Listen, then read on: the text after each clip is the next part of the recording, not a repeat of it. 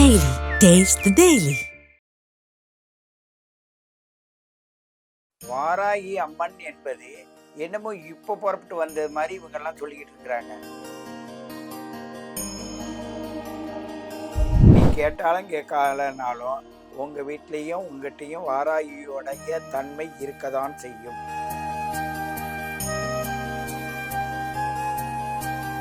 இப்போ இந்த உலகத்துக்கே இப்போ கேடு வரப்போகுது.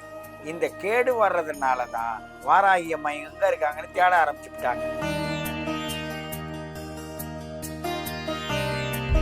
இதெல்லாம் வாராகி அம்மன் சரிகிற ரூபத்துல நமக்கு காட்டக்கூடிய சிம்டங்கள்.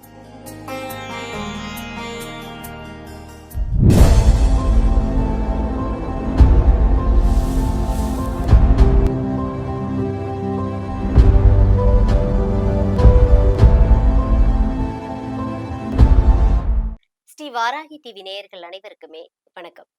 நம்ம சேனல்ல ஆன்மீகம் சார்ந்து நிறைய தகவல்களை உங்களுக்காக கொடுத்துட்டு இருக்கோம். அந்த விதத்துல இன்னைக்கு நம்ம கிட்ட நிறைய தகவல்களை வழங்குறதுக்காக வந்திருக்காங்க. 5 தலைமுறையா 50 வருட பாரம்பரிய ஜோதிடம் பார்க்கக்கூடிய ஐயா பேரம்பலவாணன் அவங்கள தான் பார்க்க போறோம். ஐயா வணக்கம் ஐயா. வணக்கம்மா. வாழ்க வையகம், வாழ்க வளமுடன். சமீப காலமா பாத்தீங்கன்னா எல்லா இடங்களுமே வாராகி அம்மன் வழிபாடு சிறந்ததா பார்க்கப்படுது. இந்த வாராகி அம்மன் பத்தி உங்களுக்கு தெரிஞ்ச தகவல்களை கொஞ்சம் மக்களுக்காக சொல்லுங்களேன். இந்த வாராகி அம்மனை எல்லாருக்கும் தெரிஞ்ச தகவல் தான் நான் சொல்ல போறேன். ஏன்னு கேட்டா வாராகி அம்மன் என்பது என்னமோ இப்ப புறப்பட்டு வந்தது மாதிரி இவங்கெல்லாம் சொல்லிக்கிட்டு இருக்கிறாங்க. இது இப்ப வந்தது இல்ல. நம்மளுடைய பூமியில முதல்ல இந்த புல் பூண்டெல்லாம் முளைச்சது இல்ல, அந்த புல் பூண்டு முளைக்கிறது இல்ல, அந்த பிறவிகள்ல இந்த கிழங்கு வகையெல்லாம் உருவான பொழுதே இந்த வாராகியோட தன்மை அங்கேயே உருவாகுது. வாராகி என்பது ஒரு தன்மை, ஒரு குணம், அது ஒரு பக்குவ நிலை. அந்த பக்குவ நிலை எப்படின்னு கேட்டா மண்ணுக்குள்ள இருக்கிறத சீச்சு புடுங்கி அது உள்ள இருக்கிற கிழங்கை எடுத்து தின்னுக்கிற ஒரு குணம் இருக்குல்ல, அப்படிப்பட்ட குணம் படைத்த அந்த அறிவுக்கு பேரு வாராகின்னு பேரு. அது 5வது அறிவுன்னு சொல்றோம். இப்ப 5 அறிவுல இப்போ இப்ப அண்டத்துல பாக்குறோம். அண்டத்துல பார்க்கும்போது இந்த பிரபஞ்சம் இயங்கிட்டு இருக்கு. இந்த பிரபஞ்சத்துல இருந்த பூமி இருக்கு. இந்த பூமியில நடக்கிற விஷயத்த இப்ப தண்ணி மூடிடும். மூடிட்டுனா சுவாச காற்று இருக்காது. அப்ப வாராக உருவம் எடுத்து மகாவிஷ்ணு அப்படியே தூக்கிட்டாரு. அவருடைய அதே மாதிரி பெண்களுக்கு உள்ள குணத்துல மிக மிக கொடூரமான குணமா படைச்சவங்க வாராகி அம்மன் சொல்லுவாங்க. ஏன் கொடூரமான குணம்னா ஒருவரை ஒருவர் அழிப்பார்களானால் அழிக்கும் போது அந்த தன்மையை எதிர்த்து போராடக்கூடிய சக்தி வாய்ந்தவங்க தான் அந்த வாராகி. அப்படி அந்த வாராகின்றது என்ன பண்ணோம்னா ஒரு 2 பேர் போராடும் பொழுது நடுவுல எல்லாருமே அம்மா எங்களால முடியல, என்னை பாதுகாத்துக்கிட்டாமா அண்ணு எப்படி போய் சரணாகதி அடைகிறியோ, சரணாகதி அடையும் போது நீ பின்னாடி போயிடுவ, அது முன்னாடி நிற்கும். நீ எப்ப மனமாற உள்ளத்துல நீ உன்னை அந்த அம்மாவை நீ நினைக்கிறியோ அந்த நேரத்துல வருவாங்க. இது எல்லாரும் கேட்டா வருவாங்களா, எல்லாரும் கேட்கலாத வருவாங்களான்னு கேட்கும்போது நீ கேட்டாலும் கேட்கலனாலும் உங்க வீட்லயும் உங்ககிட்டயும் வாராகியோடைய தன்மை இருக்கதான் செய்யும். அந்த வாராகி அம்மனுடைய தன்மை இருக்கிறத நீ எப்படி உணரலான்னா வீடுகள்ல நல்ல வாசமும் நல்ல பூக்களும் நல்ல உங்களுடைய சுவாபங்களும் அப்பப்போ பூஜை எல்லாம் பண்ணி உள்ளுக்குள்ள கொண்டு போய் இந்த பொருள்களை சாமிகிட்டேருந்து வந்த பொருள்லாம் வச்சு வைக்கிறாங்கல்ல, அதெல்லாம் இருக்குன்னா நல்ல தெய்வங்களுடைய சுவாசம் இருக்கு. இதுதான் கிராமத்து பகுதியில வருஷம் வருஷம் இந்த பூஜை புரஸ்காரங்கள்லாம் வைக்கிறாங்கல்ல கோவில்ல எல்லா தேவதைக்கு, அது வளம் வந்துகிட்டு இருக்கும். மற்ற நாள்லாம் இவங்க அங்க போவாங்க. மற்ற சில நாள்கள்ல அந்த கோவில் விசேஷம்னும் போது அவங்க வருவாங்க. சித்திரை மாத திருவிழா இது மாதிரிலாம் வரும்போது தெய்வங்கள் புறப்பட்டு வரும். அப்ப அந்த வாசல் வரையும் வரும். அதை போய் இவங்க அழைச்சிட்டு வரணும். அப்ப வீட்டுல போய் அந்த விளக்கேற்றி வச்சு அதை வீட்டுல விளக்கேற்றி வச்சுட்டு அந்த வாசலுக்கு வந்த தெய்வத்தை அழைச்சிட்டு வர்றது ஒரு காலத்துல இருந்தது. இப்ப அடுக்கு மேல அடுக்கு மாடி கட்டினதுனால மேல இருந்துட்டு சாமியை கீழே பாக்குறாங்க. அந்த தன்மை குறைஞ்சி போச்சு. ஆகையினால தெய்வம்னா குடுகுடுன்னு ஜெனரேட்டர் வச்சு அழைச்சிட்டு போயிட்டாங்க. மனிதன் தன்னோட உழைப்புல இருந்து தன்னுடைய தன்மானத்தை அதுக்குள்ள கொடுத்து அவன் தூக்கிட்டு போகும்போதுதான் அந்த சக்தி தெரியும். அந்த தூக்கிட்டு போறவனை உணர்ந்து அவங்க பின்னாடி கையெடுத்து கும்பிட்டு போகும்போதுதான் அந்த இறை வழிபாட்டோட தன்மை உணர முடியும். அந்த உணர்தலுக்கு போராடி பாருங்க. ஒரு விசேஷம் நடக்குதுன்னா எவ்வளவு கூட்டத்தை பாருங்க, ம். எவ்வளவு பேருங்க. இது அண்டத்துல நடக்கிற விஷயம். ம்.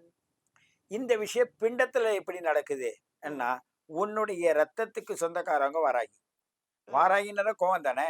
ஒரு ஆமா. எதிரிகளை வீழ்த்துறது தானே அவங்க வேலை. ம். அப்ப பலி கொடுக்க வேண்டியது எத, அந்த குரோதமான தன்மையை தான் பலி கொடுக்கும். ம். அந்த குரோதத்தன்மையை பலி கொடுப்பதற்கு உன் உடம்புக்குள்ள ஒரு நோய் வந்துருச்சுன்னு வச்சுக்க. ம். அந்த நேரத்துல போய் அம்மா தாயே நான் எனக்கு என்ன பண்றதுன்னு தெரியலன்னா உன் நோயை பலி கொடுப்பேன். ம். உன் உடம்புல துஷ்ட கிருமிகள்லாம் உள்ள நடந்துச்சுன்னு வச்சுக்க. அந்த நேரத்துக்கு அந்த அம்மா போய் வேண்டும் போது அந்த கிருமிக நாசினி ஆகும். இப்ப இந்த உலகத்துக்கே இப்ப கேடு வரப்போகுது. இந்த ம். கேடு வர்றதுனால தான் எல்லார் மக்கள் மனசுல என்ன ஆகுதுன்னா, வாராகி அம்மா எங்க இருக்காங்கன்னு தேட ஆரம்பிச்சுட்டாங்க. ஓகே. நீ என்னதான் கேடு விளைவிக்கின்ற இயற்கை பண்ண போகும்போது, நீ ம். திடீர்னு போய் பொய் வேஷம் போட்டால் அது நடக்காது. சரி. ஏன்னு கேட்டா, உனக்குள்ள தண்டனை அது குடுத்தே தீரும். ம். காரணம்னா, வாராகி அம்மனுடைய அன்பும், அறிவும், தெளிவும், பழக்கவழக்கமும் தனி. அந்த தனித்தன்மை வாய்ந்த மனிதன் தன்னை ஒழுங்கு நெறியில வச்சிருந்தால் மட்டும்தான் ம். அந்த தன்மையை உணர முடியும். இப்ப பெண்கள கல்யாணம் பண்ணிக்கிறாங்க. ம். கல்யாணம் பண்ணும்போது இவங்க ஒரு யோசனை பண்றாங்க, அந்த அம்மா ஒரு யோசனை பண்றாங்க. 2 பேரும் குடும்பம் தான் பண்ண போறாங்க. ஆமா. நான் சொல்றத நீ கேளுன்னு ஒருத்தர ஒருத்தர் அடக்குனா, அங்க வாராகியோட தன்மை மேலோங்கி நிக்குதுன்னு அர்த்தம். 2 பேர்ல ஒருத்தவங்க எதிர்க்க ஆரம்பிச்சுட்டாங்க, அங்க வாராகியோட தன்மை வந்துருச்சுன்னு அர்த்தம். ம். ஆனா, அவரு சொல்றாரு அடங்கி போன்னு இவங்க இருந்துட்டாங்கன்னா, அந்த வாராகியோட தன்மை சரியான முறையில செயல்படுதுன்னு அர்த்தம். ம். அப்படி யாரு எதிர்த்து பேசுறாங்க, அவங்க ஒல்லியா இருப்பாங்க. அவங்க உடம்புல நெறைய எலும்பு தான் இருக்கும். சதையெல்லாம் இருக்காது. அவங்களுடைய கை, கால்லாம் எப்படின்னா நல்லா வீரியமா இருக்கும். ம். முரட்டுத்தனமா இருக்கும். அவங்க தான் அதிகாரம் பண்ணுவாங்க. ஏன்னு கேட்டா, அவங்களோட முகம் கூரா கூட இருக்கும். ம். சிவப்பு நிறத்துல இருப்பாங்க. அந்த நிறம் கூட எப்படின்னாக்கா, கோவத்துக்கு தகுந்த மாரி முகம் மாறும். ஓகே. அவங்களுக்கு ஒரு பல்லு சிங்கப்பல்லாக இருக்கும். அப்ப சிங்கப்பல்லு உள்ள ஒரு குழந்தை பிறக்குது ஒரு வீட்லனாவே, வாராகி வாராகி அம்மன். அம்மனுடைய அருளோட பொறக்குதுன்னு அர்த்தம். அப்ப இந்த சிங்கப்பல்லுங்கிறது செவ்வாய் கிரகத்துக்கு உடையது. ம். கோபக்காரன். அதே நேரத்துல படைத்தளபதின்னு அந்த அம்மாவுக்கு ஒரு பேர் உண்டு. ஓகே. அதனால அவயம்னு சொல்றவங்களுக்கு ஒடியாந்து காவந்து பண்றவங்கன்னு அர்த்தம் அது. ம். அதே நேரத்துல செவ்வாய் கிரகம் நல்லா இருந்தா மிலிட்டரியில ராணுவத்துக்கு போவ, காக்கி சட்டை போடுற, ஆபீஸ்ல வேலை செய்வேன்லாம் சொல்றோம்ல நாங்க. ஆமாமா. ஜோதிடத்தை வச்சு சொல்றோம். ம். அதேதான் சிங்கப்பல்ல பார்த்தோனே இதுக்கு செவ்வாய் கிரகம் நல்லா இருக்குன்னு பல்ல வச்சே சொல்லிடுவோம். ஓகே. 2 குரு பல்லுன்றது 2 பல்லு ஒண்ணா குறுக்க இருக்கு. அது வி ஷேப்ல இருக்குன்னா, ஒரு சின்ன சாதாரண குடிசையில பிறந்தாலும் அந்த புள்ள கோடீஸ்வரியா இருக்கும். ம். அது சிங்கப்பல்லுனாக்கா இருக்க இடமே இல்லாத இருந்தவங்களுக்கு, அந்த சிங்கப்பல்லு உள்ளது அந்த 7 வயசுக்குள்ள அவங்களுக்கு உ உணவும், உடுக்க உடையும் இருக்க இடமா அது அமைச்சு குடுத்துரும் அந்த குழந்தை. ம். அத கட்டி குடுக்கும்போது அங்க போயிடும் அப்படியே. ம். பெற்றோரை விட்டு அந்தாண்ட வரும்போது.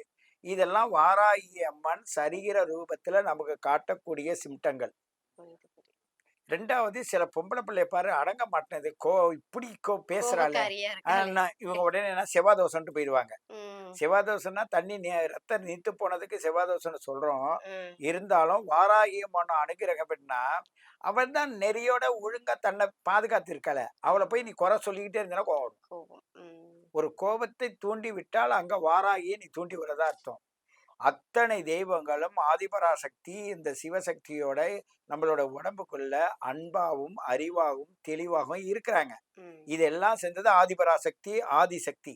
ம். அதுல தான் சிவம்ன்ற ஒரு நெறிமுறையோட அன்போட இருக்கக்கூடிய அன்பே சிவம்னு இருக்காங்க.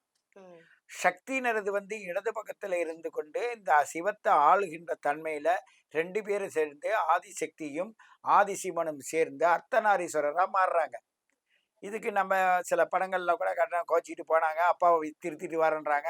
அப்புறமேல அவர் சேர்த்துக்கல. அதனால தனியா போயிட்டாரு. இனிமே நம்ம 2 பேரும் ஒப்பந்தம் போட்டு 2 பேரும் சேர்ந்துருப்போம்லாம் படமா காட்டுனாங்க. ம். உங்களுடைய உடம்புல இருக்க நல்ல ரத்தமும், கெட்ட ரத்தமும் செய்கின்ற அந்த ஆக்டிவேஷன தான் நம்ம அப்படியெல்லாம் நம்ம முன்னோர்கள் அப்போ உள்ள மக்களுக்கு காட்டுனாங்க. இன்னைக்கு கம்ப்யூட்டர் உலகம் எல்லாத்துலயும் அது எந்த குரூப்பை சேர்ந்தது, இது சரிதானான்ற அளவுக்கு ஜாதகத்துல பொருத்தம் பார்க்கும்போது, இது எந்த வகையை சேர்ந்தது, அந்த ம். ஜீன் பவர் என்ன, இப்படியெல்லாம் ஆராய்ச்சி பண்றாங்க. ஒரு உடம்புல இடது கண்ணா 2 கண்ணா இருக்குன்னா, அந்த 2 கன்னத்துல நாங்க என்னன்னா வர்மக்கலையின் மூலமாக இந்த 2 கன்னத்திலயும் அப்படியே தடை குடுப்போம். இதுதான் ஆண்களுக்கு மீசையா இருக்கும். ம். அந்த மீசை இருக்கும்போது மீசை ஒரு கிராமத்துல இருக்க ஒரு பெரிய மனிதர்னு சொல்றாங்களே, கிராமத்தை ஆள்றோம். அப்பதான் மீசை வச்சிருப்பான். ஆமா. கையில ஒரு வெத்தலை பாக்கு டப்பா வச்சிருப்பான். வச்சிருக்கானா? ஆமா. அப்ப அந்த வெத்தலை பாக்கு டப்பாவ போட்டு அந்த வெத்தலை பாக்க வச்சு மென்னுகிட்டு இருப்பான். வலது பக்கத்து மீசைய முறுக்குறான்னா, அவன் முன்னோர்களுடைய பாரம்பரியத்தை யோசிக்கிறான்னு அர்த்தம். ம். இந்த இடது பக்கத்து மீசைய முறுக்குறான்னா, இப்ப இவன தண்டிக்க போறான்னு அர்த்தம். ஏன்னு கேட்டா, இப்போ உள்ள ரத்தத்த இந்த பக்கம் பண்ணும். ஓகே. பழைய ரத்தத்த ஜீன் பவரை இந்த பக்கம் பண்ணும். அதனால தான் அவன் நம்மளுடைய எல்ல தேவதைகள்லாம் முனீஸ்வரன், இது மாரி ஒரு துஷ்ட தேவதைகளுக்கெல்லாம் மீசைய வச்சு காட்டுறது. ஓகே. இந்த பண்பாடுகள அப்படி கொண்டு வரோம். அப்படி கொண்டு வரும்போது, இப்போ ஒண்ணும் வேண்டாம். இது ம். சாதாரண ஒரு நிலை.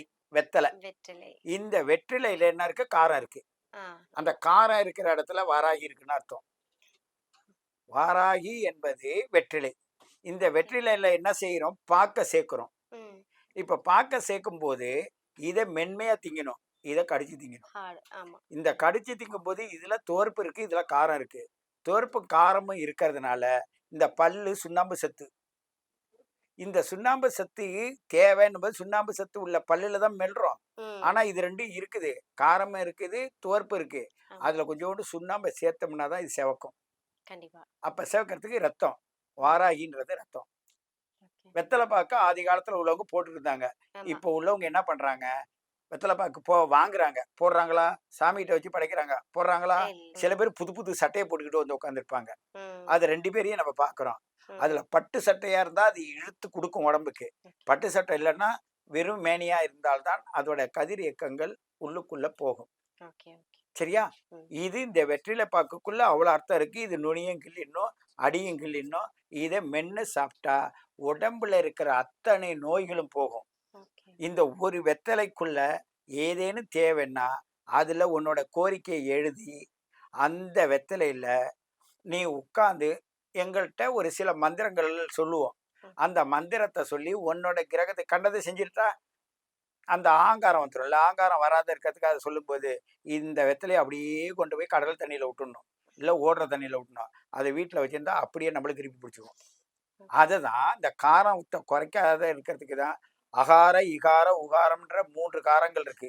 அந்த காரத்துக்கு தான் இந்த வெற்றிலையின் காரத்த போட்டீன்னா, உமிழ்நீர கெட்டது உள்ள வராத அது பக்குவப்படுத்தும்.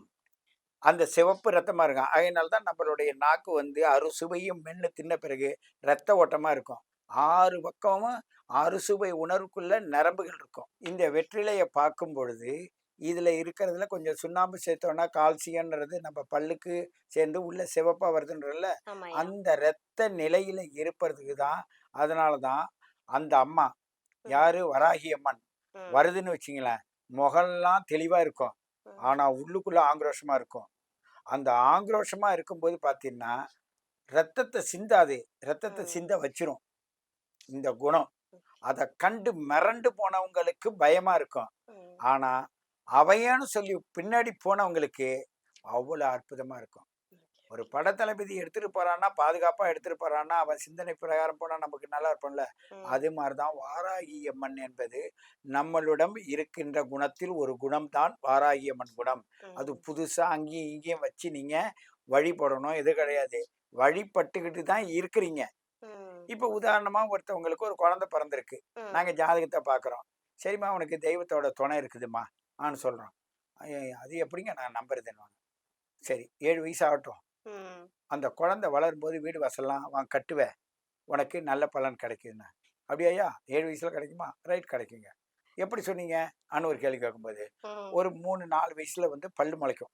ம். அந்த பல்லு வந்து பால் பல்லுன்னு சொல்லுவாங்க. ஓகே. அது 7 வயசுல விழுந்துரும். 5 வயசுல விழும். ம். அந்த 5 வயசுல விழுந்து 7 வயசுக்குள்ள மறுபடியும் பல்லு முளைக்கும். ம். அந்த பல்லு சிங்கப்பல்லு வரும். அந்த சிங்கப்பல்லு வருதுன்னா வாராகி வந்திருக்காங்கன்னு அர்த்தம். எல்லாருக்கும் வருமானா? எல்லாருக்கும் வராது. அந்த கொடுப்பனை உள்ளவங்களுக்கு மட்டும் தான் சிங்கப்பல்லு இருக்கும். சில பேருக்கு சிங்கப்பல்லு இருக்காது. ஆமா. ஆனா அந்த சைடு பல்லு கூரா இருக்கும். ஆ. அந்த கூரா இருக்கிறவங்க எப்படி இருப்பாங்கன்னா, நல்லா சூடா சாப்பிடுவாங்க. ம். காரமா ஆன பொருள் தான் பிடிக்கும். ம். அவங்களுக்கு வந்து குணம் எப்படி இருக்குன்னா, அவங்களோட பார்வை ஒரு வக்கர நிலையில இருக்கும். ம். ஏன் வக்கர நிலைனா, அவங்க தேவையற்றத பேச மாட்டாங்க. தேவையில்லாத காதுல வாங்க மாட்டாங்க. வாங்குனா அந்த குரோதமா தான் பார்ப்பாங்க. ம். ஏன்டி கோவக்காரி மாரி இருக்கேன்னு அவங்க கேட்பாங்க. ம். அது கோவக்காரத்தன்மை இல்ல. எனக்கு பிடிக்கலன்றத அவங்க காட்டுவாங்க. புரியுது. இந்த செயல்பாட்டுகள வச்சு வாராகி அம்மன் எப்படி இருக்குன்னு சொல்லலாம்.